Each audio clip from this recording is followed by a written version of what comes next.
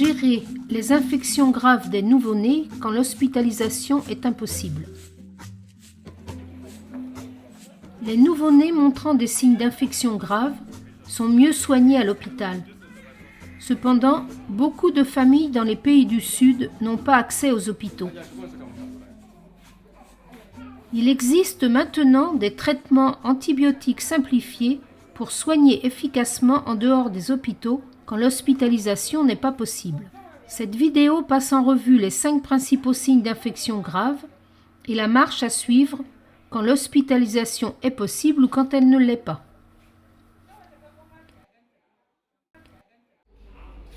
À chaque consultation d'un bébé malade, vérifiez constamment si vous êtes en présence d'un des 5 signes majeurs de danger. Une mauvaise alimentation est le premier signe de danger. Observez la mère nourrissant son bébé. Le bébé ne s'alimentant pas correctement, tète moins ou faiblement, voire pas du tout. Il peut par exemple ne pas ouvrir la bouche quand on lui tend le sein ou n'a pas l'air d'avoir faim. Il peut ne pas se réveiller pour s'alimenter, téter faiblement ou ne pas rester éveillé assez longtemps pour vider le sein de son lait. Observons maintenant un bébé en bonne santé. Il est alerte et tète avec avidité.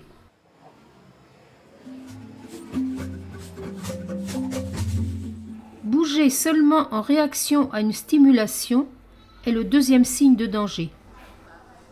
Ce bébé a l'air faible et somnolent. Essayez de réveiller le bébé en tapant des mains ou en lui frottant le pied. Vous remarquez que le bébé a de la peine à s'éveiller. Maintenant, secouez doucement le bébé. Il ne s'éveille que pour un court instant suite à cette stimulation.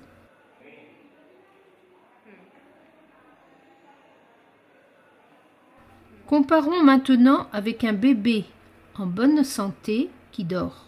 Quand on essaie de le réveiller, même en tapant simplement des mains, il réagit normalement en s'agitant et en pleurant. Ensuite, il reste éveillé.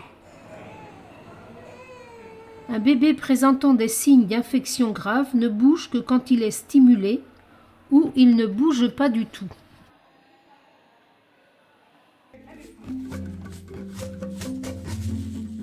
Une température basse est le troisième signe de danger.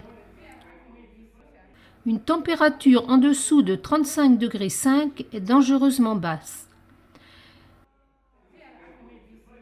S'il n'y a pas de thermomètre, comparez la température à la vôtre.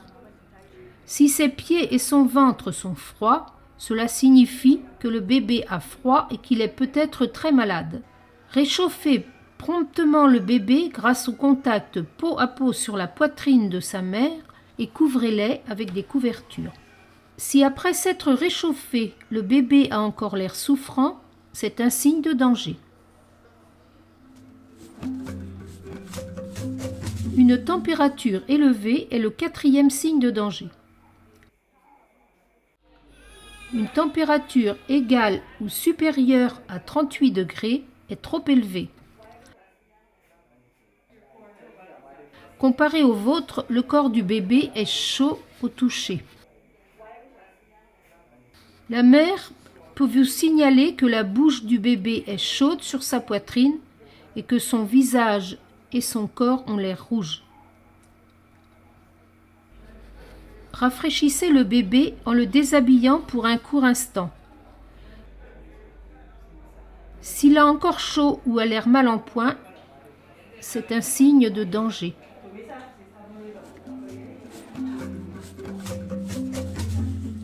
Un tirage sous-costal sévère est le cinquième signe de danger. Observez attentivement l'abdomen et la poitrine du bébé. Quand il inspire, le bas de sa poitrine s'enfonce, tandis que son ventre semble se gonfler. Les bébés souffrant de problèmes respiratoires présentent souvent un tirage sous-costal accompagné d'une respiration rapide. Comparez avec un bébé respirant normalement. Sa poitrine se gonfle quand il inspire.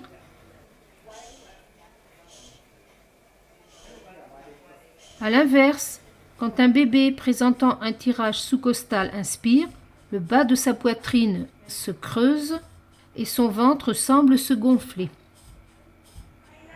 Un bébé qui présente l'un de ces 5 signes de maladie grave doit immédiatement être hospitalisé. Donnez la première dose d'antibiotiques avant le départ du bébé. Ces bébés ont besoin d'injections intramusculaires d'ampicilline et de gentamicine. Prévenez l'établissement, écrivez une recommandation et organisez le transport. Assurez-vous que le bébé est nourri régulièrement et réchauffé par le contact peau à peau tout au long du trajet. Le maximum doit être fait pour faire hospitaliser le bébé. Si la famille refuse d'y aller ou ne peut pas s'y rendre, faites de votre mieux pour soigner le bébé au sein de la communauté, bien que ces soins ne vaillent pas l'hospitalisation. Soignez le bébé selon vos directives nationales avec l'une des 2 posologies. De préférence, utilisez de l'amoxicilline par voie orale 2 fois par jour pendant 7 jours et une intramusculaire de gentamicine par jour pendant 7 jours. Examinez le bébé à chaque visite quotidienne pour vous assurer de l'amélioration de son état. La deuxième option est de lui donner de l'amoxicilline par voie orale 2 fois par jour pendant 7 jours et une intramusculaire de gentamicine par jour pendant seulement 2 jours. Examinez le bébé le 4e jour pour voir si son état s'améliore. Conseillez à la mère de ne le nourrir qu'avec du lait maternel toutes les 2 à 3 heures et le garder bien au chaud. Conseillez-lui de retourner immédiatement à la clinique si l'état du bébé s'aggrave. Sachez que certaines circonstances présentent un grand risque pour le bébé. Des signes de maladie grave tels que des convulsions ou des vomissements persistants survenant au cours des 7 jours du traitement, tout nouveau signe de danger apparaissant après 2 jours de traitement, ou l'un des 5 signes de danger encore présents après la fin du traitement. Dans chacun de ces cas de figure, faites de votre mieux pour envoyer le bébé à l'hôpital.